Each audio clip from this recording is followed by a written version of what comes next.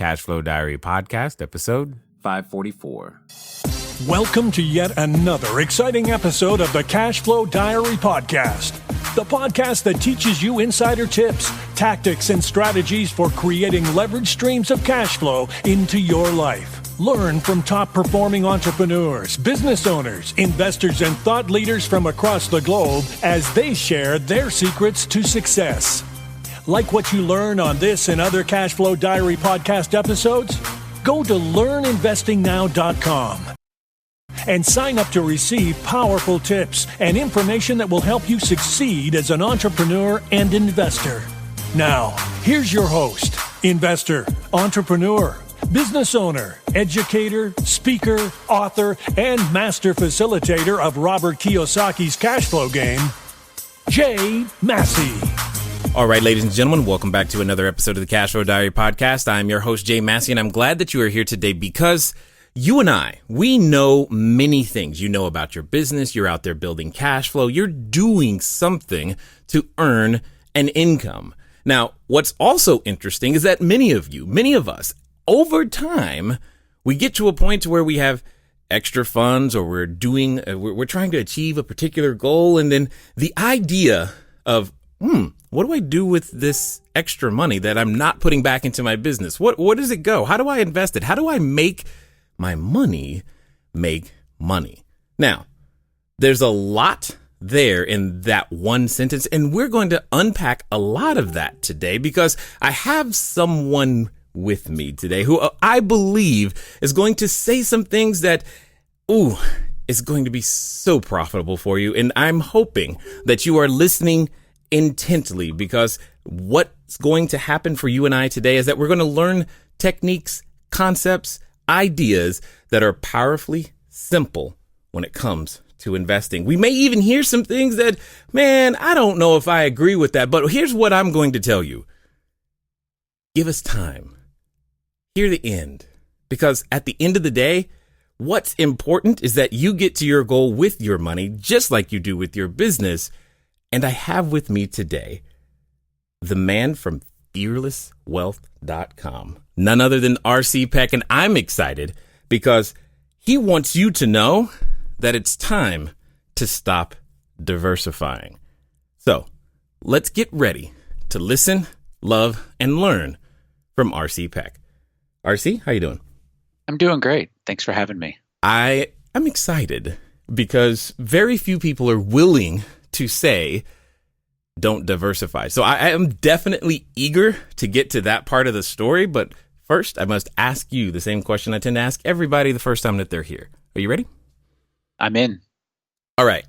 I tend to look at today's entrepreneurs a lot like yesterday's superheroes. So if you think about Batman, Robin, Wonder Woman, Black Widow, etc., you get the idea because I think entrepreneurs and superheroes have a ton of things in common. For example, if you think about an entrepreneur, I can occasionally envision myself flying around town, using our products and services, saving customers one sale at a time. And yes, I'm probably wearing a cape at that moment. Also, though, if you think about, say, Spider-Man, just like a superhero, an entrepreneur has a beginning. There was a time where Spider-Man was just a kid going to school, doing his thing.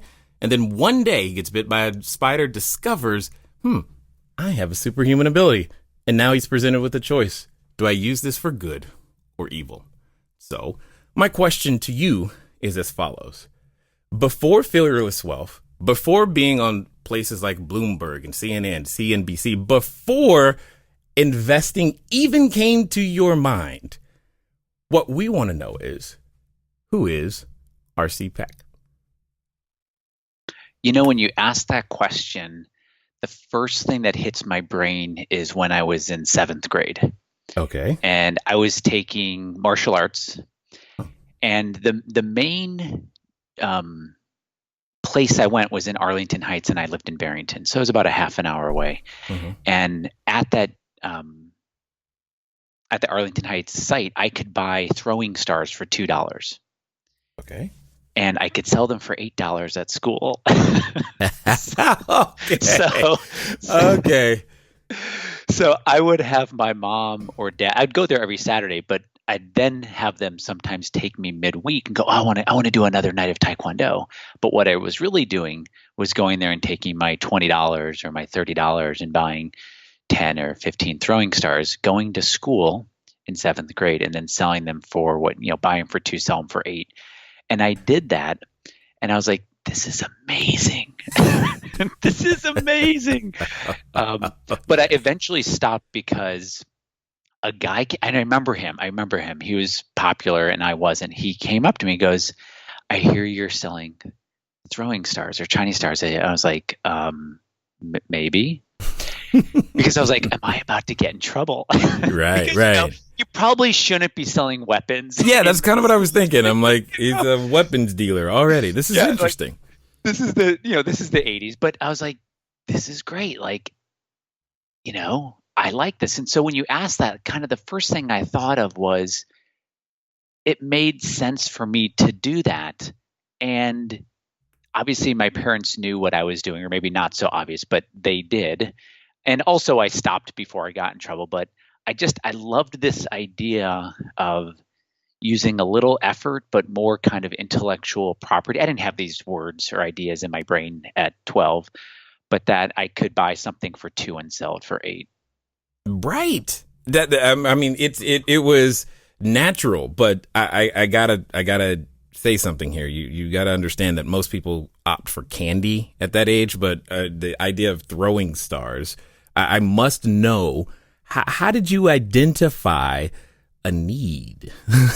Like, were kids initially coming up to you saying, you know what, I would love to buy a throwing star if you have any extra? I mean, how did that, I don't even understand how that, it's like, I mean, do you understand where I'm coming from? People talk about kids and candy all the time, but I've never had a kid say, hey, do you have any throwing stars? I think what it was that I brought them to school because I just thought they were the neatest thing. I was a huge fan of Bruce Lee, huge fan, still am today. I think he's one of the best entrepreneurs ever. And so I brought them to school because I just thought they were so beautiful and neat and different. And it's not what knives look like. Knives were the thing with a handle and a sharp pointy end, and these were different. Like you threw them, and I just thought I thought they were the neatest thing. And so I was showing them to my friends and like, man, where do you get those? I'm like, oh. I'm like, yeah, you could have this one for $6. They're like, $6 really? And that one would cost me $1. Nice. And so it's like, yeah, they don't have to drive there. They don't have to figure out where they are. And so I had the excitement. And then I saw it in others. That's interesting. I love that. Yes. Demonstrating the product. That's a good idea. Yeah, that's good. So it was basically like, what was that? The shopping network right there at school. You were able to show it off, and I get that. Now, how do we go from throwing stars, words you never thought you would say? How do you go from throwing stars all the way to investments? Tell us what that journey was like. The journey was on the back of dyslexia. Okay. So I'm dyslexic. I did not know I was dyslexic until my early 30s. Okay. So I'm going through school having this very odd experience. On one hand, I know I'm not dumb. In fact, I think I'm kind of smart. But on the other hand, like the first time I ever read a book, I was 19. 19 years old was the first time I ever read a book. Interesting. Prior to that, why would you want me to read a book, teacher? What do you mean you want me to write? Writing is so excruciatingly difficult. Wait, you want me to read something out loud in class in front of other people and then describe to them what I'm reading? Why would you have me describe what I'm reading? I just read it. And so there was this, it was really angering or maddening because it's like, it didn't make sense. Like I'm not dumb and yet I feel dumb. I'm smart and I do smart things and yet I don't. And it's like, and yet the school is telling me I'm not smart. And so my mom raised me and my 2 sisters to be artists. So lots of drawing. And I realized probably in middle school that I could ace any art class, like ace it in my sleep. And in my high school at the time, if you got an A in art, you got 4 credits for the A. It was the same weighting as math and physics and Got it. English. And I happened to grow up in a very rich town. I was not. We were working class. And so I took every art class. And because I was good in sports, I didn't have to take gym. So I got another session or another period where I could get another 4 credits for an A. And so I was like, oh, okay, I'm going to just, stack my schedule with art. and the art teachers ended up wanting to take my art home. They'd be like, hey, RC. I went by Ron growing up until I was 11. My family then called me RC, but in high school they still called me Ron. They'd say, do you mind if could I have this? I'm like, the drawing? Sure. And then a couple of the art teachers would create their own classes for me, like an independent study, which was still worth 4 A's, but it didn't take up any time in the day. And so again, this is not happening consciously. I'm not thinking why do I feel dumb, but I'm not dumb? Why do I not feel, or society's telling me I'm not smart, but I know that's not true. And when you ask me that question, I think of that kind of dyslexic journey. And I see the same things happening with people and when they grow their money, specifically grow their money. They're like, something's wrong, but I don't know what's wrong because I earn well. I'm doing things the right way. And yet they look at the growth of their money. Mm-hmm. They go, but I'm not dumb. Mm-hmm. But then why is there such anxiety, stress, overwhelm, concern, loss? There's this mixed experience going on with them, like this dyslexic, undiagnosed. It's almost like this undiagnosed investment dyslexia that's happened. And they go to the industry just like I would go to my teachers, and they'd go, "You're not trying hard enough to read." I was like, I'm pretty sure that's not it. Right. It feels like I am. Yeah. It's and I know I'm not dumb, but yet I'm getting these contraindications like, yeah, dumb people get these types of grades. You're getting those grades, therefore. And so it was maddening. It was angering. I was an incredibly sarcastic kid. Mm. I angered teachers or my coaches. Because I didn't, and sarcasm is a form of anger. It's unexpressed anger. Right. So when someone is sarcastic, what they're really saying is, I'm feeling anger, but that's not really what's going on. What they're really feeling is hurt, but they don't know how to express their hurt, especially in this society. So that's kind of my experience of moving towards, Chinese throwing stars and going, wait a second. This is happening in the investment world. The investment world is telling you, no, Jay, you got to diversify. Oh, man, Jay, everything in your life is based on the year you were born, because somehow, for some reason, the stock market cares about you. It cares about the year you were born, Jay. Absolutely. Therefore, you should center your entire investment world on the date you were born. And the stock market's sitting over there going, I don't care when he was born. No, not at all. I mean, why would they? Well, why would the ocean care what year you were born? It doesn't. Exactly. So here's the thing that I'm already picking up from you. Status quo is not acceptable, which is fine. And inside there, that's where often genius emerges, is because you're looking at things from the beginning with different eyes and a different understanding. Everything occurs to you as you walk through life as, I can fix that, or it can be improved, or it can be different. So here's where I'm going. For every superhero, entrepreneur, etc., there's this moment where you have to decide, or where you're pushed to decide. Even if you feel called, you still have to go, you know what? This is what I'm going to do. So you could have chosen to apply this skill anywhere. Why? Finances. My parents' life savings was embezzled by their financial advisor, who they trusted and liked when I was 19. Wow. Now, this was a guy who was invited to all of our 16 16th birthday parties or 18th birthday parties or family celebrations because he was, again, a trusted and liked, advisor. And he stole my parents' money. He stole everybody's money. He was very democratic about it. He stole everybody's money at his, practice. And I was 19. My mom was 47. My dad was 50. And he stole everything from them. Wow. Okay. And I was like, how do you do that? Got it. So this is more of a mission, if you would, to maybe protect individuals from themselves in some cases and others? Yeah, I mean, I think the number one grow your money strategy on this planet is I trust and like fill in the blank. Right. I trust in anyone other than me to make the decision. Or, hey, Tony, I like Tony. He's a great guy.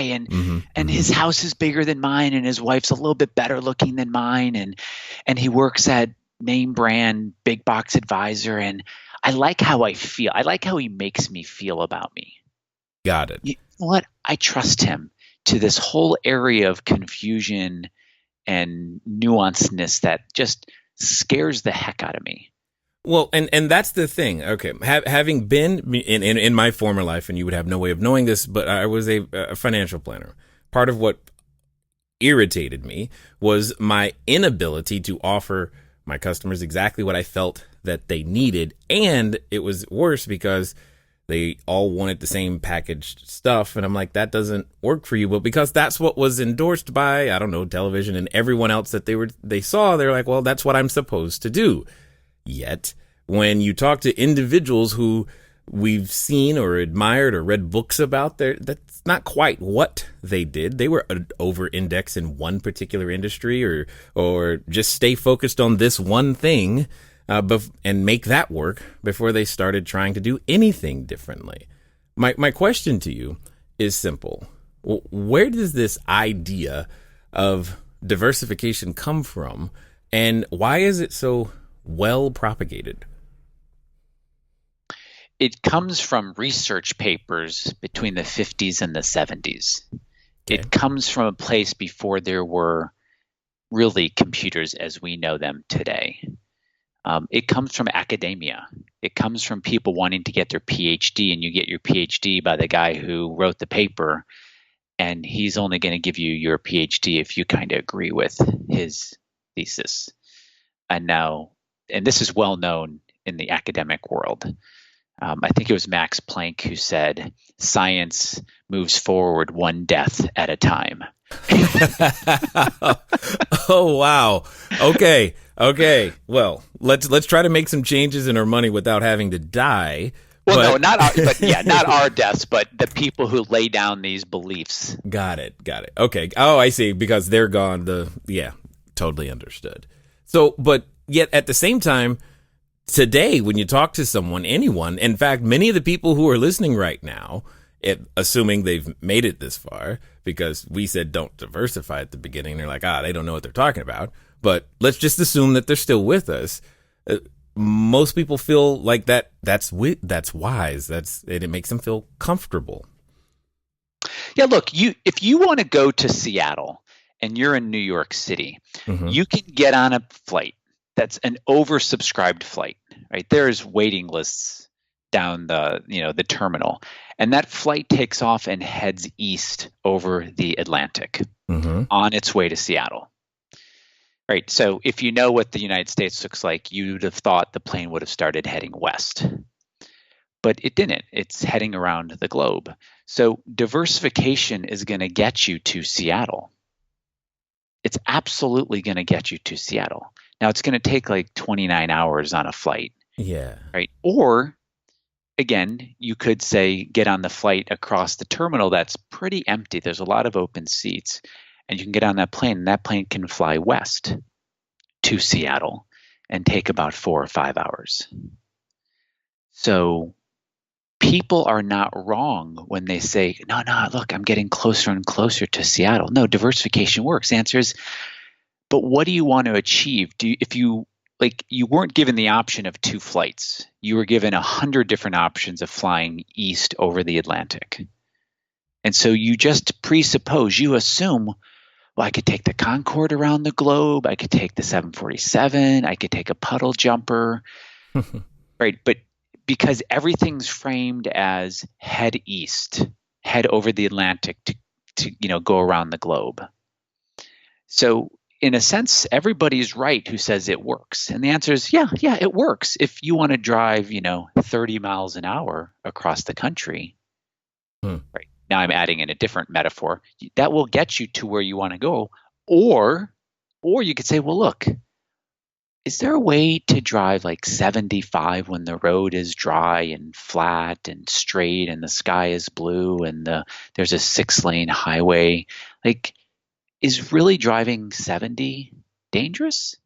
And the diversifiers would say, oh, no, you never drive 70. Now, just so you know, I'm not saying someone go 100% on Litecoin or one internet start, something like that. So I'm not saying that. But what I'm saying is this idea, we're never given the choice to not diversify, right? Because every person just presupposes, well, of course you're gonna diversify, but we diversify the best. We have this amazing algorithm of diversification. So you never know to question what everyone has said to you, from one big box advisor to the local guy who sells insurance. They all say, well, of course you got to be diversified. And your head is shaking up and down like, well, yeah, of course, right? Yeah, well, yeah. Yeah, you drive across the country at 30 miles an hour. Well, yeah, of course. And I'm simply pointing out there is a much better way to get across the country that's actually lower risk and creates a bigger life. One, I just got to say this. I was not expecting you to even say anything about any sort of digital asset whatsoever. And I was like, okay, I'm liking you more and more the more you keep talking, which is exciting, because the concept of never having been given, like just never, you've not been given the choice, is something that's like, wow, you're right. We've never been given the choice. And in order to do any of the things that you're talking about, I think I'm starting to clue in why it's fearless wealth, is because doing something that's the opposite of the way the salmon are swimming, we have this fear, this emotion that comes up. And then there's so much emotion attached to, our money. And a human can become attached to the outcome or feel stupid. Oh, I lost money, etc. But it somehow feels better if we all lose money together, but you still lost it. I mean, all of these things are coming up for me as I'm listening to you, and it's connecting around the idea of emotion. Like, there's a lot of emotion. There's a feel comfortable because I like that guy. There's a feel afraid because, ooh, you're doing something that I think is too risky and no one else is doing it, so it can't be right. It feels like there's something there that we're all responding to that's kind of driving these decisions more than logic. All right, everybody. Thanks for listening, and I'm glad that you are enjoying what you are hearing thus far. But here's one of the things that's really important. One of the most important things that you can do is get started. One of the things that I've said before, and I say again, once you get started, stay started. But more importantly, there can be lots of roadblocks to getting started. So what we're going to do is we're going to remove one of those roadblocks for you and make it a little bit easier. Because the thing that I don't want to stop you is thinking, do I need a local number? How about a long distance number? Or should it be 800? How on earth am I going to make that happen so that people can contact me as I'm out there building my business, making my cash flow grow? But most importantly, understanding that it doesn't have to be difficult. Many of you may know, but if you don't, there's a company out there by the name of Grasshopper. And what I want you to do is I want you to go over to trygrasshopper.com/cashflow diary. Grasshopper is the entrepreneur's phone system. It works like a traditional phone system, but requires no hardware to purchase, no software to install. It's just a number that flat works. So if you are out there building that distributed workforce across many different locations, it's a way for you to still go out there and make your number be unified, simple, easy to use, something we've been using for quite some time. So again, go over to trygrasshopper.com/cashflow diary. Now, let's get back to the rest of the story. Yeah, it's interesting. So there's only two things kids cannot tolerate. Only two. Okay. And when kids grow up, let's just call them adult kids or adult children. But yes, it doesn't change. Like a kid, an adolescent, adult, there's only two things humans cannot tolerate. So I started with kids, sure. But it's really humans. There's only two things humans cannot tolerate. They can tolerate almost everything else. Okay. The first thing humans cannot tolerate is not belonging. Understood. And the first place we want to belong is to our nuclear family, our mom and dad. So we do what we have to do to continue belonging to them. The second thing kids or humans cannot tolerate is not knowing the rules. We've got to know the rules, right? That's why a good parent often can be much stricter but consistent, will raise a happier kid than, say, a parent who, do that sometimes, don't do that. Sometimes goalposts are here, sometimes they're over there, sometimes there are no goalposts.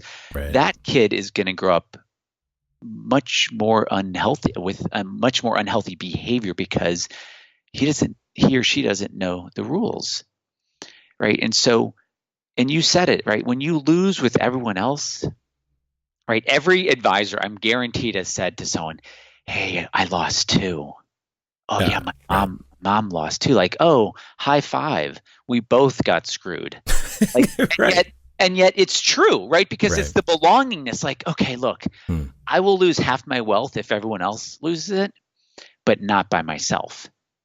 And yet people know, and here's the crux. People know it's probably not okay to get your wealth cut in half. Like, there's something wrong with that, even though they're told you really want to belong to this group, and yet parts of that humans going, I don't think I want to belong to that part of it. Like, losing half doesn't feel like I have to, but yet they have investment dyslexia, so they don't have the words or the consciousness to go, what is it? Like, what's that thing, right? And so this is the problem that I think a lot of people are having. They know there's a problem, but they haven't been given the words or the images to be like, that's the problem.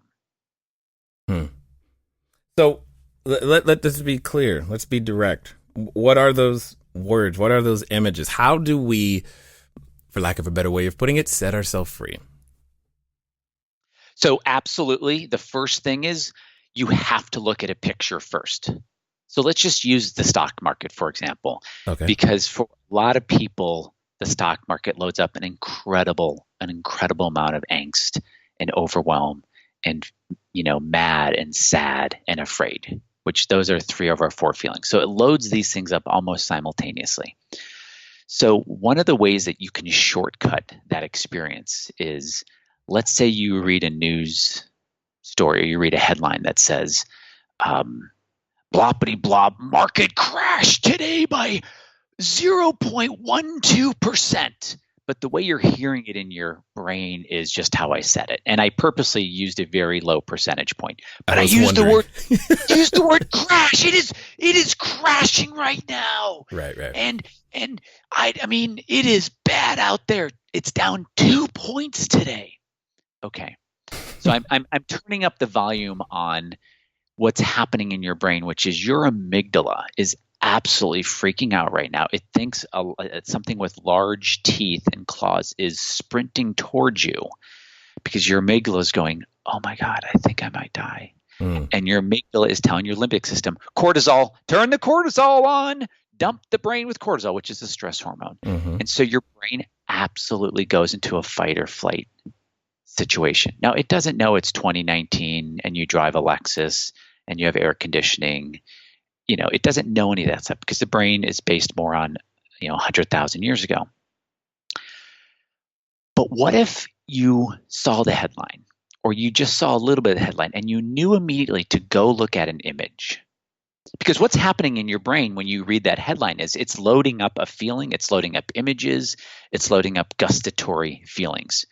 But what if instead you replaced it with an image, that I showed you an image that literally showed you, let's say, the stock market over the last 3 years. And I showed it to you in that moment, or you knew how to bring that image up. And you read the headline and you looked at the image and you went, oh,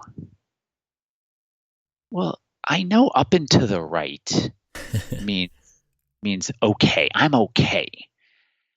And that last 2-point drop, plunge, I can't even see it. Like Right. that was the wind hitting your car, and your car moved to the left a micro of a centimeter that you didn't even feel, but you have an announcer in the back of your car saying, we just got hit from the left and the car moved to the right 0.039 centimeters. And you're just like, you'd kick that guy out. But if I showed you a price chart and you knew how to load up this image to your brain, because most of our brain is designed to look at patterns visually more than audibly. And so you knew how to load up this image and you look at it and you go, oh, I'm good. I'm good. Yeah, I don't need to panic, or this is not fight or flight. This was, I got hijacked. Oh, okay, my amygdala got hijacked. Stop reading, fill in the blank. That's not a good relationship in my life. And so to answer your question, you go to a deliberate image to arrest this cortisol dump or this hijacking of our brain. And it is exceptionally effective, because once you look at that price chart, for example, your brain is now calmed. It goes, I'll make it to my next birthday. Oh, my kids will be okay. Wait, I'm actually okay. And it immediately counters it. But we're not taught to think visually. We're taught to read words and sentences and paragraphs and pages and chapters. And during that whole time, our brain is loading up images unconsciously, sounds unconsciously, gustatory feelings unconsciously. And it's absolutely driving our life. Now, in order to do that, though, that takes some, intention and, training. Both of those things are not exactly taught when you go to any sort of formal education or institution, because I get what you're saying. I mean, the popular phrase is often, when in doubt, zoom out, makes it easier to know what you're looking at, being able to learn to even interpret what those words mean, and the goal of this, where we're getting our information, which is usually not the same goal that I might have at that particular moment in time. When listening to this, though, and when thinking about it from your perspective, it can feel like there's, for lack of a better way of putting it, and having a military background, I'm like, it sounds like I'm under attack. Oh, you are under attack. Like it's not a feeling. Yeah. We are being attacked, but we're not being attacked by the animal anymore with the big teeth and the claws, right? We're being attacked by highly paid and motivated people. Now, I'm not zeroing in on the financial industry, because this is going on today all over social media and the companies behind it. And I don't have a tinfoil hat on, but people are being paid very, very well to figure out how to. Let me say this. Society has figured out that if I can get you angry, I can get you to buy. If I can get you scared, I can get you to buy. Okay. So society has figured that out. So if I can load up scaredness or fear, then you're more likely to buy my fill in the blank. I'm not liking where this is going. So, however, in any sort of game or war or strategy, there's an offense, and I'm hearing what the offense is doing. I'm going to assume that you have a defensive plan for us. The defense, so it's simple. It's simple in the sense that it's not complicated. Okay. And simple and easy, I know you know this, simple and easy are not the same thing. Right? One of the best things you could ever do as a parent is to have a meal with your kids 4 times a week, and the meal only needs to be 12 minutes. So there's deep, deep, deep science around the dinner table concept. It's an easy idea. Sit down with your kids 4 times a week for 12 minutes with food. Okay, that's an easy idea. It is not simple to protect. So both the defense and the offense for the growing of your wealth is like, okay, how do I get to the image? How do I get to the right image? How do I get to an image that is best for my money? And you're right. It's not, I have been doing this training for 16 years where I can take anyone who is open and coachable to a different way, like a simple way, and literally can rewire their brain to teach them to get to an image or to know to start with an image, because that is rewiring the brain. So both the defense, if you actually read something on a website that scares you, your defense is get to an image. Is that true? Are we really crashing? Am I really about to? Oh, no. So that's the defense. And the offense is start with the image.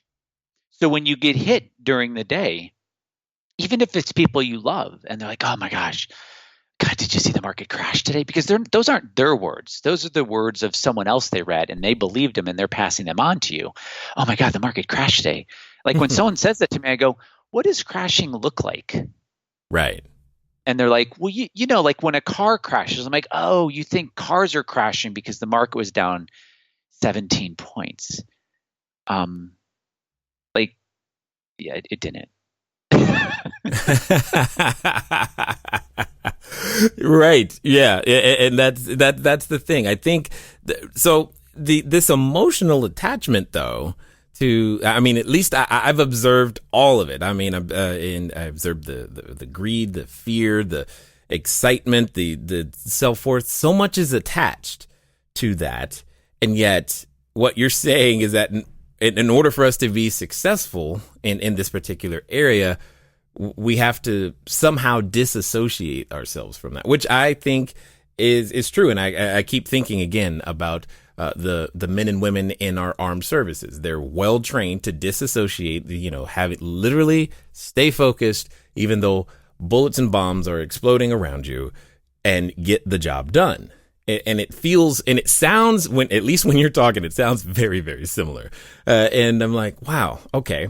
But that leads me to the question, what would the result be? What would you say if we were able to arrest these emotions and perceive things as they actually are versus how someone else wants me to perceive it? What could we possibly achieve on the other side?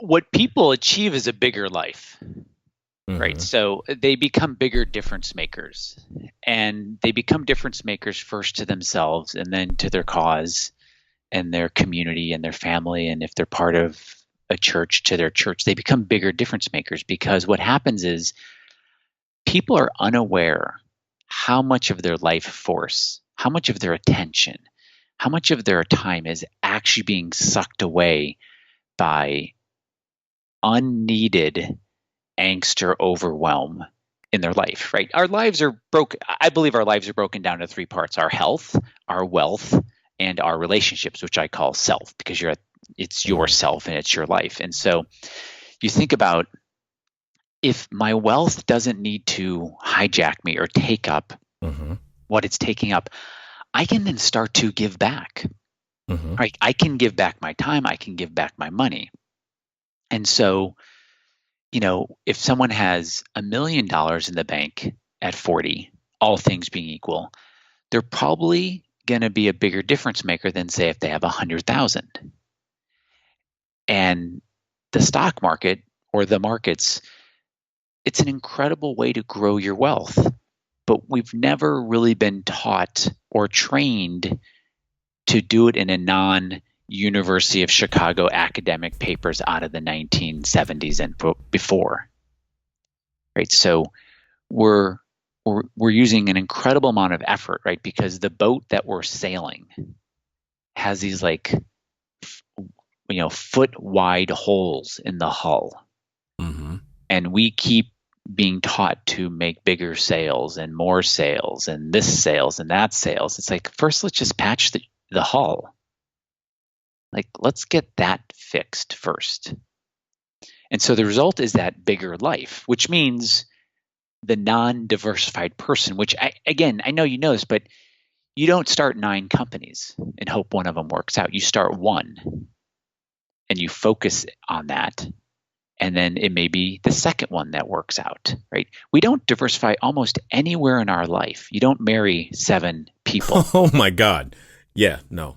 You don't split your attention between your 7 kids. You may have 7 kids and you work with each one individually and you give them 100% of your attention, right? We don't do this diversifying thing anywhere in life. And yet this part of our life called growing our wealth, which I believe is a third of our life, we're taught to kind of go against nature. And then people are like, what's wrong? Why do I have investment dyslexia? Something's wrong. I'm not dumb. It's because there's this dysfunction with how we were taught to grow this part of our life. Yeah. I find this interesting because, as you said earlier, that you could easily quickly put the tinfoil hat on and go, was that done intentionally? But we're not going to talk about that right now. What I am interested to know, and I'm sure a few more people are interested to know, is if they wanted to find out more information about what you're doing, what you're up to, what you got going on, what's going to be the best way for them to connect with you? The best way for someone to connect with me or to learn about my tribe is to go to fearlesswealth.com. Same website I've had for 20 years. And they can opt in there. They can make a phone call there.